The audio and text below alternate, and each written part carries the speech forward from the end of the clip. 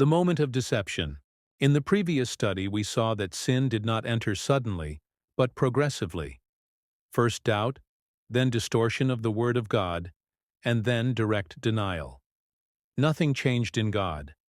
What changed was the human ear when it began to listen to another voice. The Word of God says in Genesis chapter 3, verse 5, "For God knows that in the day you eat of it, your eyes will be opened, and you will be like God, knowing good and evil." Here the serpent does not argue about the fruit, it argues about God. With the phrase, "God knows," it introduces the idea that God withholds something, that he limits, that he does not desire the full good of humanity. The attack is not against the command, but against the character of God. The promise, "You will be like God," does not speak of creation or divine power. The text itself clarifies it. Knowing good and evil.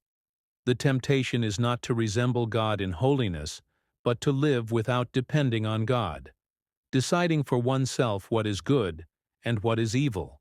Good and evil are defined by God and remain defined by God. The truth of God does not change or move.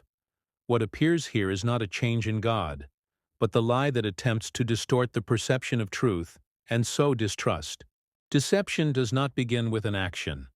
It begins with an accusation. God is presented as limiting, and a false independence is offered, seeking to displace God as the final reference of truth. Here we learn that deception begins by attacking the image we have of God, that sin is born when the goodness of God is doubted, and that the serpent presents God as limiting rather than protecting.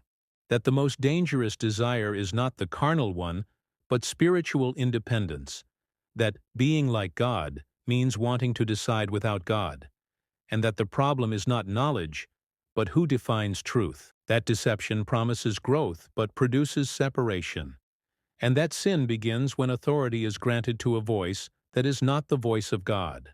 Thus the exact moment is revealed when truth is challenged, not because God changes, but because the human being chooses to listen to another voice. The echo of the voice of God.